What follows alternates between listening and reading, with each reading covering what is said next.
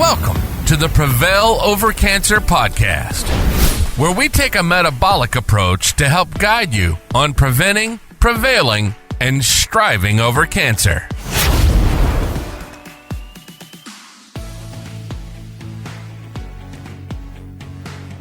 We are live on the Prevail Over Cancer Podcast. I am one of your hosts, Jeff Lopes. I got my incredible co-host, Keith Bishop. How are you, buddy? I'm doing wonderful, and you? I'm doing amazing. Every time we get on, Good. we talk for a little too long. Oh no, yeah, we have all kinds of topics, don't we? So we had to cut our personal conversation short and get on this podcast today, and it's a very important one because Keith was actually talking about this on our last recording, and we were like, "That's a great topic," and it's something that people use on a daily basis.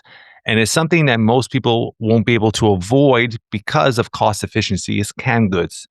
And how we actually started talking about it is Keith was mentioning it in beer cans and how all these cans have a plastic liner to preserve, to stop it from rusting.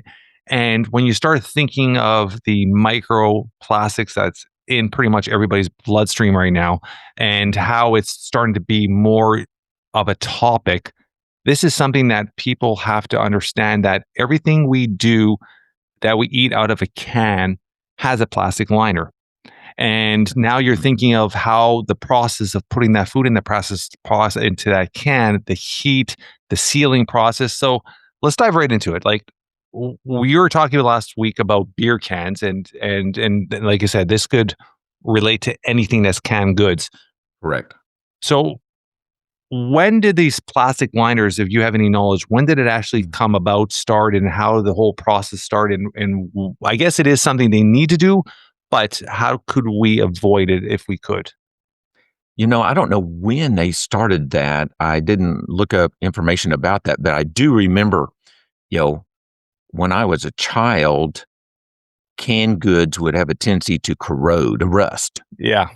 And so, so now we're talking about back in the 50s and early 60s. I would say even 70s and maybe even the early 80s. But as a child, I remember my parents throwing out cans of tomato strips because they started getting rust on the top. And they would be like, this is no good anymore. They would have it in the cantina and they would throw it out. So I'm sure this is going on. There might have been already a transition, but maybe some companies didn't jump on board for cost efficiency or whatnot. Right. The process of that. And so, switching over, to doing that. And so, there are, the can without a liner, now the food is going to eat away at the can. And now you got metal toxicities. Yeah. And there's even stories about, explorers, in the Arctic or Antarctic that, were actually living off of canned goods. That was their food supply. And actually, most of them died due to metal and lead toxicities, because of solder.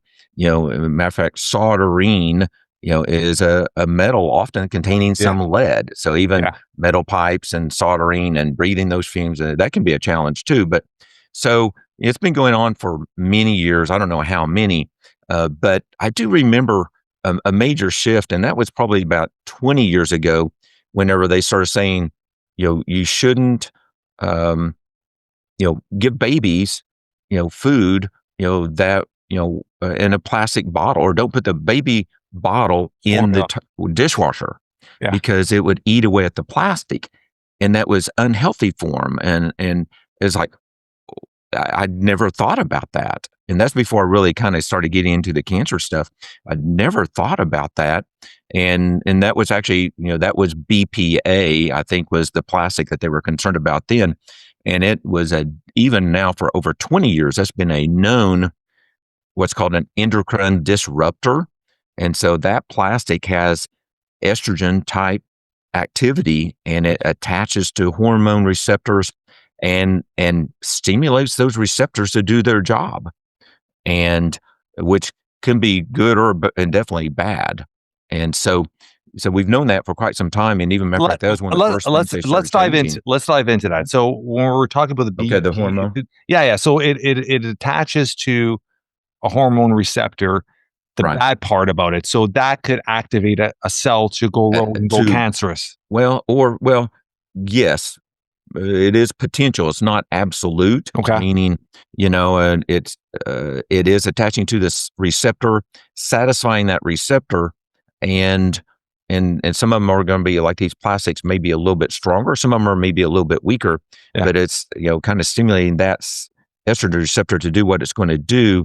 And if we don't have a balance, so for example, in our body, men and women, we have estrogen and progesterone. Yeah. And so estrogen stimulates cells, and progesterone attaches to cells, but has more of a calming effect. Yeah, so balances balance. Out. Okay. Yeah. So, but if we're having, plastics, we're not getting that balance, in our body. So it is an increased risk of cancer, by consuming high amounts of plastics. And we're learning a lot more about that. So, but it can stimulate cancer cells and help cells to turn into a cancerous issue.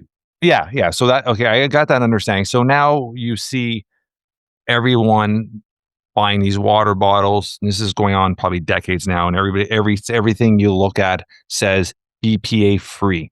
Correct. So it's so in the process, they're not using this chemical in the plastic, but you're still getting the plastics into your body. So is there any difference? We don't know, but probably not. Okay. Yeah. So we have BPA, and then, so now here's an alphabet. We have BPA, and there's probably a BPP, but also BPS and BPF are typically what they're using as replacements. Yeah. And they're actually very similar, just a little different chemical structure. Now they've avoided the FDA or I was going to say that bodies. Their regulations saying you can't use that. Well, okay, so we're not. So we created a new chemical. It's just a little different chemical structure. It still has activity, but it's going to take the government's another 20 years to realize, this is bad. And so, but they also have estrogenic type properties. And so we're more specifically, since we're kind of a cancer group, is going to be, it's more like breast cancer, endometrial, ovarian, and prostate. Cancers are going to be the greater concerns. But what about colorectal? Because it is something we digest. Exactly. Actually, even the whole esophagus, the gut cancers all the way through the gut system also have estrogen receptors. Yeah. And they have a tendency to be an estrogen type issue too, as one of those factors. Yes. So it is a concern. And matter of fact, those plastics, literally, that's the first place they're going, and so it's going to be a greater exposure here, than inside the body, because that's where these plastics are typically, we're swallowing those and getting those into our system. So so gut cancers, colorectal, colon cancer, esophageal, stomach, mouth, things like that. So many different, not just the traditional hormone cancers, estrogen receptors are an important part of many other cancers too. And I think people need to understand is when you're dealing with billion-dollar industries, they'll put a stamp on something to regulate it for the FDA. But in reality is they need to still produce that product.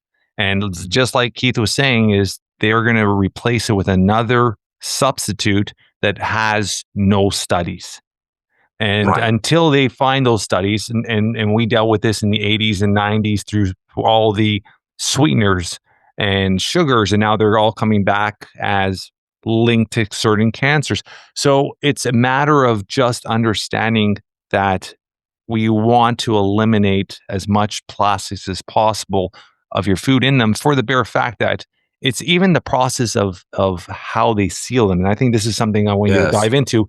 It's the heat that when they are putting a boiled, they have a cans of soup and it's boiling hot and they're putting it in there. What happens to a plastic when you're putting something so hot in it?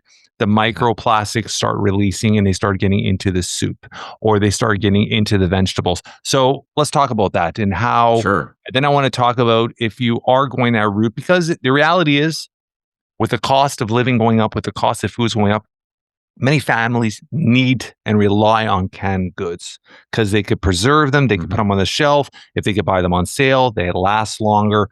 So canned goods is something we're not going to 100% avoid. But what could we do to at least help the situation when it comes to washing and stuff like that? We'll get into that. But let's talk about the process of the heating process and the sealing process. So a lot of these foods, like even one of my favorite, foods, although I limit the quantity because of this, but is sardines, canned sardines. Okay. Yeah. They cook those sardines. They're hot. And they put them in. Matter of fact, when you look at a can of sardines, you can see that liner inside the can. Easy. Yeah, it's white. And it's exactly white, and sometimes a yellow top, little different colors even, and so you can see that. But they put it in there and hot, and vegetables and fruit, same kind of thing. They put it in there hot. 2 reasons. One is to keep from having bacterial mold contamination, disinfect it. Okay. They put it in there hot, and then that helps to seal that. And then the sealing, used to be metal soldering, but now they're using plastic glues. Yes. If you think of it that way, kind of like a glue kind of a thing. It's hot. So it's in a liquid. And then the heat, creates that vacuum and holds that lid on. And so as it's cooling, it's going to hold it in place. And it's part of that canning process. So whether you can at home, in glass jars, we're still going for that vacuum seal type of an issue. So the plastic liners, do serve a purpose. Matter of fact, it's kind of like I actually did a little bit of a study here, and so whenever you look at the outside of this aluminum alloy can, it's real shiny, and then on the inside there's actually brush marks. And so actually different patterns where they kind of put that plastic liner on there.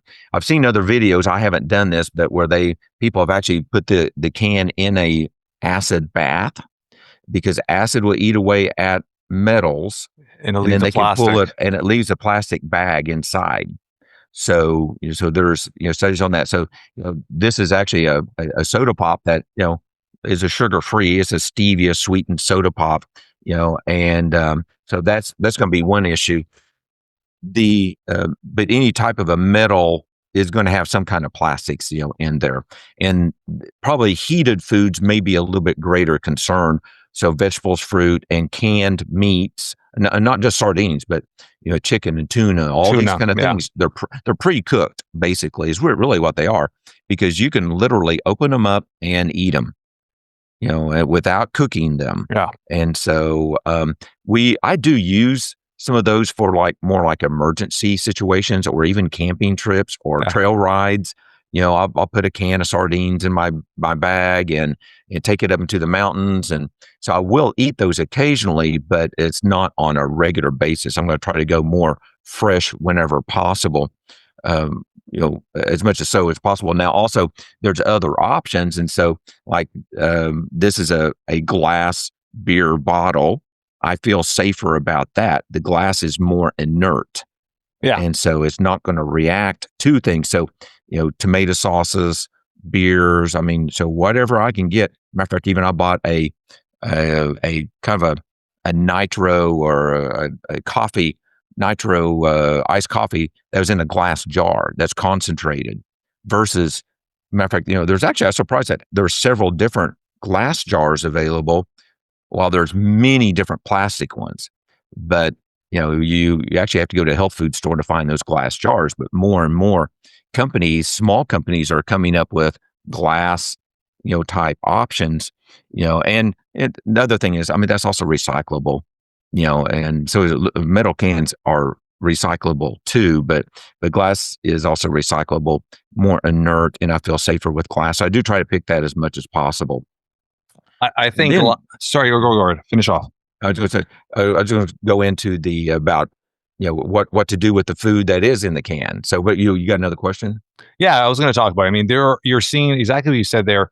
So you're seeing a lot of smaller industry companies really focusing on the glass, and I guess that gives them almost an an advantage on the market, more of a premium product or more of a higher end product, or they could charge a little bit more because of the glass, but you are still getting a really, really better option. In most grocery stores, you will start seeing that a lot more on the shelves. I'm seeing it a lot more when you're saying canned foods, canned tomatoes, fermented foods. A lot of them come in glass jars now. So there is that option to look for. I'm going to ask you one quick question with that. So the fermented food, the lids still have a plastic liner. So you're never going to 100% avoid it. So let's be realistic with that. And I don't want to scare off our audience and be like, you cannot have canned goods anymore. It's everything in moderation. Everything in moderation. So people understand that we're not scaring you off not to do it. We want you to be more aware of situations. And if you are in the process of fighting cancer, you want to give yourself the best opportunity to fight this cancer. So eliminating any type of these plastics entering your system is going to give you a benefit. So you have to look at the stage of you are in your life, your health journey of where you are, and then have everything in moderation. And then we're going to get into what you're going to talk to now is about when you do have a can of beans or a can of corn or a can of something, washing them and washing the stuff properly. So let's dive into that, because that's something I do, because I buy organic canned beans, and because the whole process of buying beans in a bag and it's such a long process. So I'll buy the black beans or I'll buy our beans, but I do literally empty out the can, put it in a bowl, and I'll wash with my baking soda, my vinegar, and I'll let it soak in there. And I'll try to get any of those preservatives or any of those plastic fillers or whatnot as much as possible. And I'll rinse it 3, 4, 5 times. So let's talk about that. If we do go that route, which I still think a lot of people will do, what are options to help eliminate those plastics and other chemicals or preservatives in there? So yes, washing definitely helps. And so some of those plastics are in the liquids and on the outside of the fruits and vegetables, or meats that are, in those cans. There's a study showing that rinsing those with water can reduce the BPA levels by about 30%, which is massive. That's a lot. It really is. Yeah. And so a 30% reduction, and that is a very good number and definitely helps out. Yeah. And so it's, and try to go with BPA free, because we know that definitely, they've gone with a different type of a plastic liner. We don't know what the other is, but then always rinsing, and washing that stuff off. So, taking a can of green beans and just putting it directly into the, without washing it is not a great idea. No. And so I try, but we're in the same situation. I work a lot and don't always have time, and so, it is, if at all possible, going with the dried beans, and fixing and kind of doing more like food prepping, prepping things, one day of the week, or afternoon of the week, and trying to make things to last for a week, type of a thing. But, our favorite thing for vegetables and fruit is a pressure cooker. Yeah. And so, you can, cook food in less than half the time, even beans, in half of the time, by using a pressure cooker. And there's everything from the bigger ones, to the newer Instapot brand type pressure cookers, that are great tools. Now, so long as they're stainless steel, I'm not a fan of aluminum ones, and for some of those alloys, but a lot of them are aluminum on the market though. Yeah, so you have to look at that. Yeah. Exactly. We want stainless steel, to decrease exposure once again to aluminum, type things. So even you mentioned, plastics. I mean, if you take this beer bottle cap off, this is also alcohol free, and actually still has 65 calories for a bottle. So this is actually more like a rare occasion for me to drink that. And actually, I'm making posts with this, so I normally don't even have beer at the house. But anyway, that's alcohol free, and so alcohol is another concern. So I don't want people to think that I'm drinking beer all the time. And so, because alcohol is a factor for most cancers, and they've not been studied for most cancers, but several cancers they are. So, but even there's plastic liners in those lids. Yeah. But also this is how it's sitting most of the time. It's not sitting like this, where it's exposed to that plastic. Same thing with that jar of pasta. a sauce, rather, marinara sauce is sitting like this on the shelf. And so it's not up there on the plastic lid. Yeah. It may temporarily be that way during transport, but not on the shelf and in the pantry type of a thing.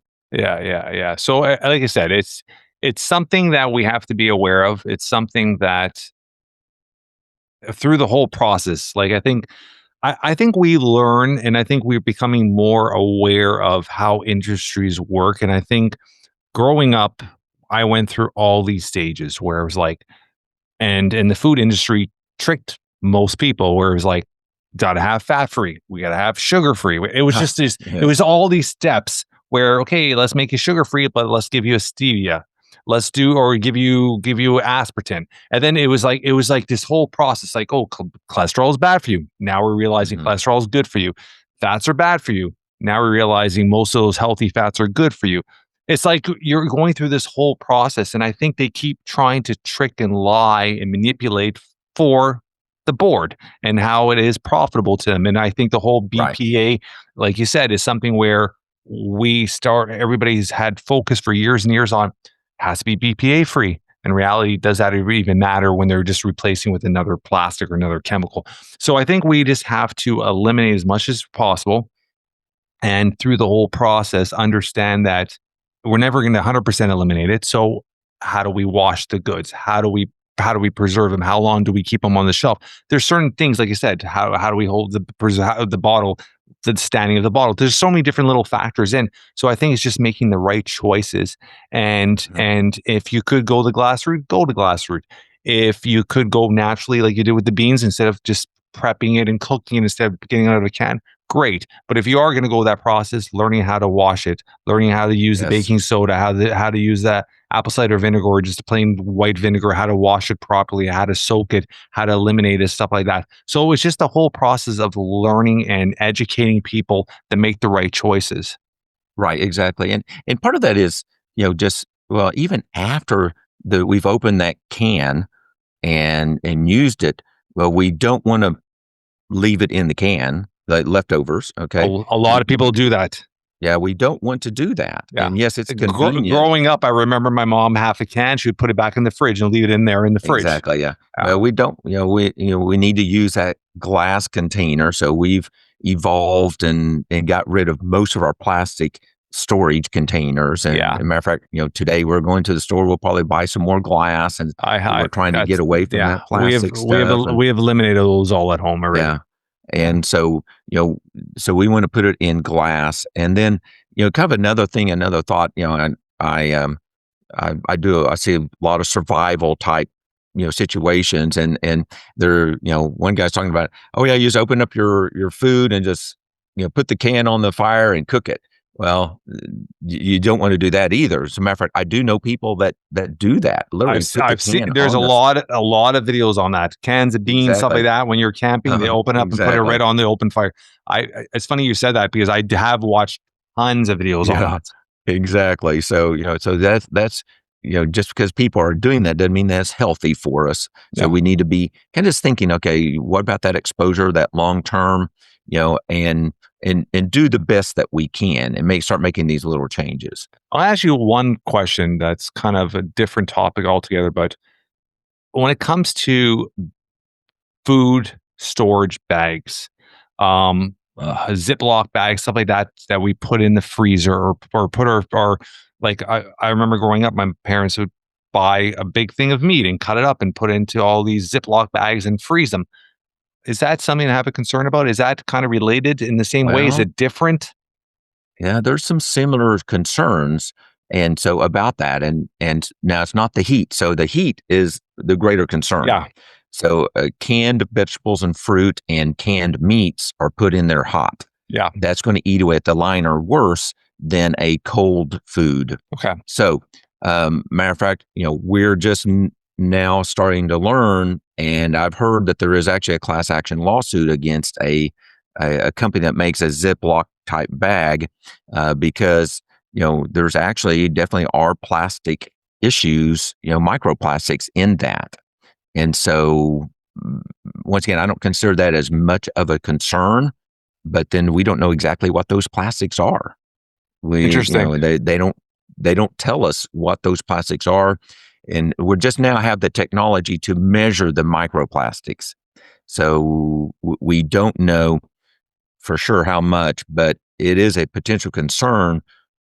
I'm not as concerned about. Matter of fact, one option is my preference is actually fresh fruits and vegetables. Frozen is my next choice, if at all possible. And canned would be my last option. And so I definitely will go toward a frozen vegetable or fruit because it's put into those plastic bags cold or frozen. Yeah. That is not going to be as much of a concern as the canned. So, and the can, maybe who knows how long that's been sitting in the can. Yeah. So, but yes, there is a potential issue, but we only can do so much, and we have to learn and adapt and make changes as we're learning this information. But we're going to hear more about plastic bags, and when you look at it closely at how they're made, and you can even see the rough edges on that weld, of that bag.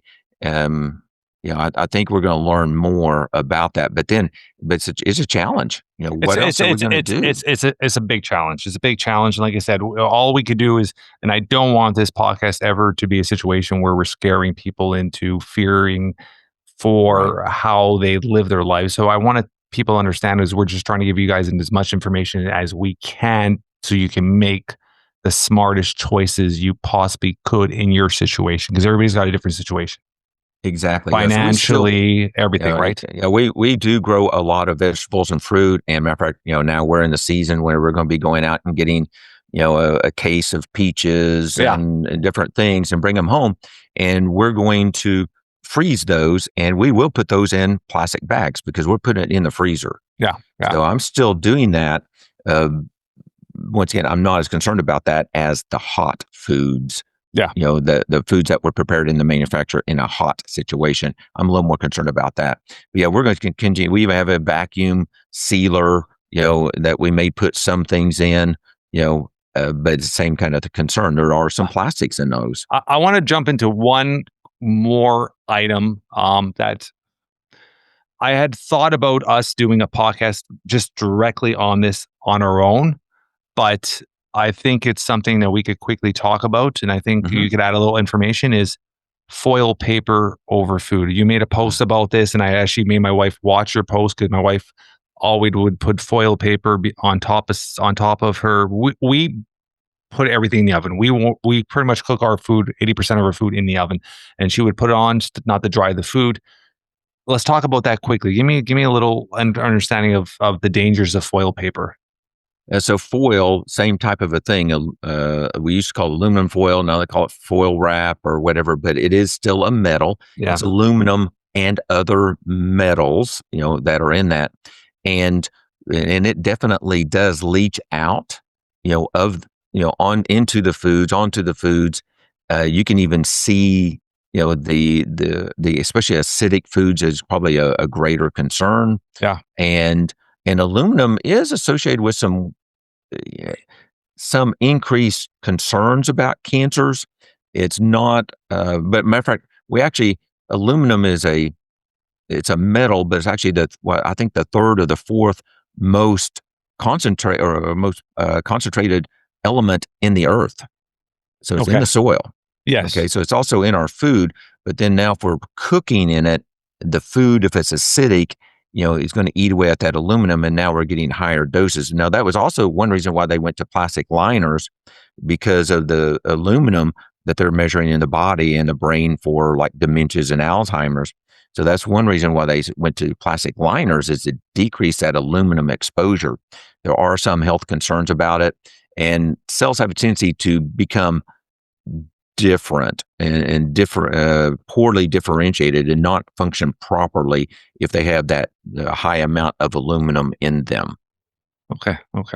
So once, like I said, once I saw your post and I actually reached out to you, is something we've actually I told my wife to eliminate it, and we actually just put parchment paper now on top of everything when you're slapping in the oven, which is we're hoping a better alternative, but that also has a layer of something on it, whether it's a plastic or something on it, because you can see there's a layer of something on that as well to make sure that doesn't burn.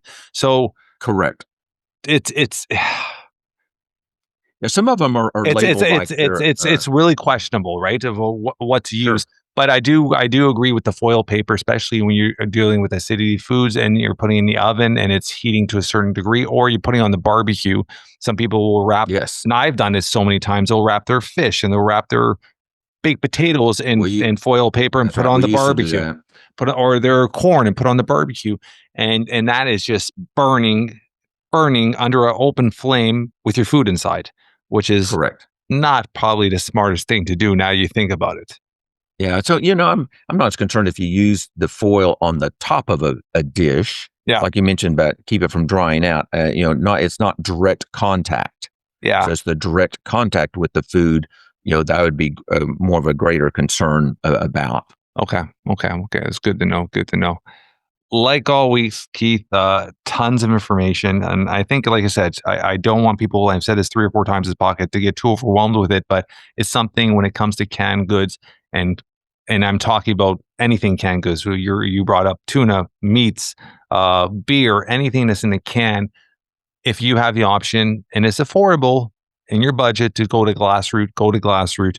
And if it is a can, just wash it. Try to eliminate as much of that process, of that those microplastics and whatever is in those preservative. Why you want to wash as much of that off as possible. So that is your best alternative. And just be aware and try to make smarter choices. That's all we could ask for you to do is make smarter choices. Exactly. Yeah. And make small choices. One step. Okay, today or this week, I'm going to do this. Yeah. And don't freak out about we can't be perfect.